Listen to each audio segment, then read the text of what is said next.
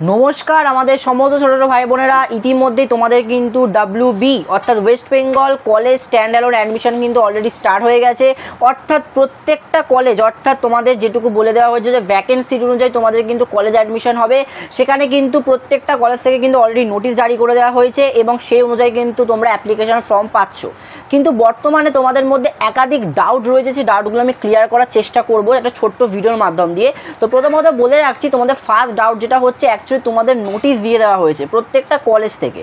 সেক্ষেত্রে তোমরা যখন কলেজ থেকে নির্ধারিত সময় তোমরা যখন অ্যাপ্লিকেশন ফর্ম করতে যাচ্ছ অর্থাৎ অ্যাপ্লিকেশন করতে যাচ্ছ, কলেজ আবেদন করতে যাচ্ছ, তখন সেক্ষেত্রে তোমাদের একাধিক কিন্তু টেকনিক্যাল ইস্যুর মুখে পড়তে হচ্ছে। অর্থাৎ আমাকে অনেকে কমেন্ট করেছে, ছোটো ছোটো ভাই বোনেরা যারা বলছে যে দাদা আমরা যখন অ্যাপ্লিকেশন করতে যাচ্ছি সেক্ষেত্রে টেকনিক্যাল এরর বা কোনোরকমভাবে কিন্তু অ্যাপ্লিকেশন করতে পারছো না। এক্ষেত্রে বর্তমানে তোমাদের কি করণীয় সেটাও আমি জানাবো। তার আগে WB ক্যাব রিফান্ড সাথে তোমাদের অনেকে এমন স্টুডেন্ট রয়েছে যারা কিন্তু একই কলেজে আবার অন্য একটা স্ট্রিম বা অন্য একটি ডিপার্টমেন্টের মধ্যে আবেদন করতে চাইছো। সেক্ষেত্রে তোমাদের কেমন কি ফি স্ট্রাকচার হতে পারে, সাথে তোমরা কি সেক্ষেত্রে টাকা রিফান্ড পাবে, সমস্ত কিন্তু আমি এই ভিডিওর মাধ্যম দিয়ে ক্লিয়ার করার চেষ্টা করতে। ভিডিওটা একটু মনোযোগ সহকারে দেখতে হবে সমস্ত ডাউট ক্লিয়ার করার জন্য। প্রথমেই আসি 1 নম্বর কথায়, তোমাদের যেটা সবথেকে বড় প্রবলেম হচ্ছে যে টেকনিক্যাল এরর। প্রথমত বলে রাখছি, প্রত্যেকটা কলেজ কিন্তু এখন নির্দিষ্ট ওয়েবসাইট থেকে তোমাদের অ্যাডমিশন করায় না।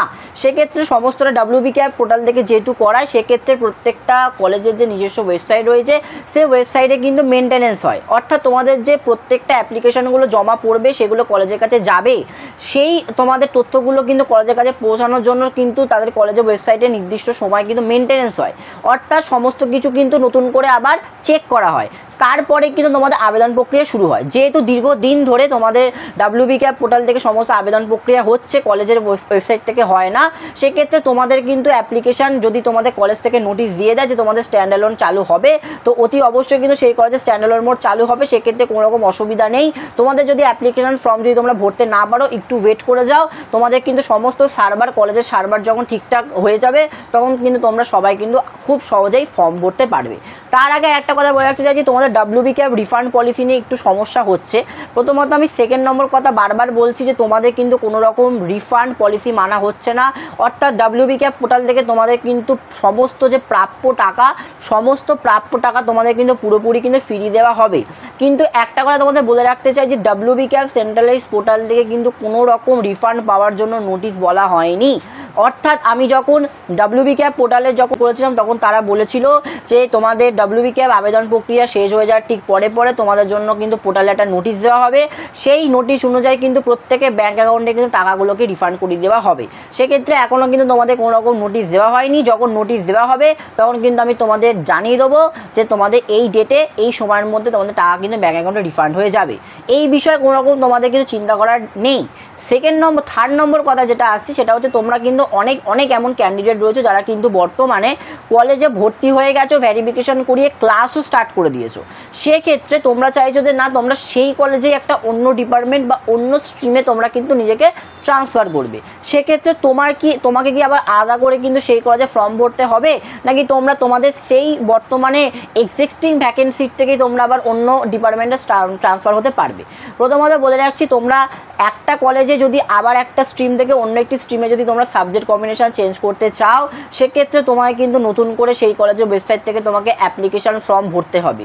কারণ প্রত্যেকটা স্ট্রিম, প্রত্যেকটা ডিপার্টমেন্টে বিভিন্ন সাবজেক্ট কম্বিনেশন অনুযায়ী ফি স্ট্রাকচার প্রত্যেকটা কলেজে আলাদা হয়, সেমিস্টার ফি। সেক্ষেত্রে তোমাকে কিন্তু একই কলেজে যদি তুমি আবার অন্য স্ট্রিম নিতে চাও, সেক্ষেত্রে তোমাকে কিন্তু আবার নতুন করে কিন্তু অ্যাডমিশন করতে হবে, সেই কলেজেই তোমাকে অ্যাডমিশন ফর্ম নিতে হবে। সেক্ষেত্রে তোমাদের যদি একান্তই সমস্ত ডিটেলস জানতে হয়, তোমরা কিন্তু হেড অফ ডিপার্টমেন্ট অর্থাৎ HODর কাছ থেকে তোমরা কিন্তু একবার পরামর্শ নিতে পারো কলেজের। এই বিষয়টা আমি ক্লিয়ার করে দিতে পারলাম। 4 নম্বর কথা হচ্ছে, তোমাদের কিন্তু অনেক ইউনিভার্সিটি রয়েছে যারা কিন্তু খুব তাড়াতাড়ি তোমাদের ইউনিভার্সিটি রেজিস্ট্রেশন করিয়ে নেয়। সেক্ষেত্রে তোমরা যদি এমন অনেকে ক্যান্ডিডেট থাকো যে তোমাদের যদি ইউনিভার্সিটি থেকে রেজিস্ট্রেশন হয়ে যায়, সেই রেজিস্ট্রেশন হওয়ার পর তোমরা কি স্ট্যান্ডালোন মোডে আবেদন করতে পারবে? আমার উত্তর অতি অবশ্যই পারবে। তোমাদের রেজিস্ট্রেশন ইউনিভার্সিটি থেকে হয়ে যাওয়ার পরেও তোমরা স্ট্যান্ডালোন মোডে আবেদন করতে পারবে। তবে তোমাদের একটাই টার্ম অ্যান্ড কন্ডিশন লাগবে, যেটা হচ্ছে তোমাদের যদি ইউনিভার্সিটি থেকে যদি রেজিস্ট্রেশন হয়ে যায় সেক্ষেত্রে তোমাদের কিন্তু ট্রান্সফার সার্টিফিকেট এবং মাইগ্রেশন সার্টিফিকেট লাগবে। যদি তোমরা একই ইউনিভার্সিটির আন্ডারে তোমরা যদি একটা কলেজ থেকে একটা কলেজে যদি তুমি ট্রান্সফার করো সেক্ষেত্রে তোমাকে ট্রান্সফার সার্টিফিকেট ইস্যু করাতে হবে কলেজ থেকে। আর যদি তোমরা একটা ইউনিভার্সিটি কলেজ থেকে অন্য একটি ইউনিভার্সিটি কলেজে ট্রান্সফার করো সেক্ষেত্রে তোমার মাইগ্রেশন সার্টিফিকেটটা কিন্তু বাধ্যতামূলক। এই বিষয়টা আমি ক্লিয়ার করে নিতে পারলাম। এরপর তোমাদের আরেকটা প্রশ্নে আসি যে তোমাদের অ্যাকচুয়ালি সেমিস্টারের পরীক্ষা কবে হতে চলেছে ফার্স্ট সেমিস্টারে। কারণ তোমাদের ফার্স্ট সেমিস্টারের কিন্তু তোমাদের পরীক্ষা হতে চলেছে ফেব্রুয়ারি এবং মার্চ মাসের মধ্যে। অর্থাৎ ফার্স্ট সেমিস্টার তোমরা যারা 2025-26 সালে তোমরা যারা আবেদন করে ক্লাস স্টার্ট করে দিয়েছো তোমাদের কিন্তু পরীক্ষা হতে চলেছে ফেব্রুয়ারি থেকে তোমাদের মার্চ মাসের মধ্যে। যারা ক্যালকাটা ইউনিভার্সিটি আন্ডারে পড়াশোনা করছো তোমাদের মার্চ মাস, তোমরা যারা স্টেট ইউনিভার্সিটি আন্ডারে পড়াশোনা করছো সেক্ষেত্রে তোমাদের ফেব্রুয়ারি মাস। অর্থাৎ তোমাদের অন্যান্য ইউনিভার্সিটি হলো তোমাদের এই ফেব্রুয়ারি মার্চ মাসের মধ্যে কিন্তু পরীক্ষা করিয়ে দেওয়া হবে, সেক্ষেত্রে কোনো রকম কিন্তু অসুবিধা নেই। আর তোমাদের কলেজের যে ইউনিভার্সিটির রেজিস্ট্রেশন প্রক্রিয়া সেটা কিন্তু শুরু হতে চলেছে তোমাদের নভেম্বর থেকে ডিসেম্বরের মধ্যে তোমাদের কিন্তু প্রসিডিওর স্টার্ট হয়ে যাবে। প্রত্যেকটা ইউনিভার্সিটি থেকে কিন্তু তোমাদের রেজিস্ট্রেশন হবে। সেক্ষেত্রে তোমাদের যে কলেজটা যে ইউনিভার্সিটি আন্ডারে রয়েছে সেই ইউনিভার্সিটিতে তোমরা যখনই ওয়েবসাইটের মধ্যে ঢুকবে সেই ইউনিভার্সিটি ওয়েবসাইটে গেলে তোমরা কিন্তু সেখান থেকে রেজিস্ট্রেশন করার অপশান পেয়ে যাবে, সেখান থেকে তোমরা কলেজে রেজিস্ট্রেশন করে নিও। আশা করছি আমি সমস্ত ডাউট ক্লিয়ার করে নিতে পারলাম। এরপরে যদি কোনো রকম তোমাদের ডাউট থেকে থাকে স্ট্যান্ড অ্যালোন অ্যাডমিশন সম্বন্ধিত বা WB ক্যাপ তোমাদের আবেদন প্রক্রিয়া সম্বন্ধিত বা তোমাদের কলেজে বিভিন্ন যদি সমস্যা থেকে থাকে চ্যানেলটাকে সাবস্ক্রাইব করতে হবে আর ভিডিওতে একবার কমেন্ট করে দিতে হবে, তাহলে কিন্তু তোমরা আমার উত্তর পেয়ে যাবে। আশা করছি এইটুকু। যারা ভিডিওটা দেখলে অসংখ্য ধন্যবাদ, থ্যাংক ইউ।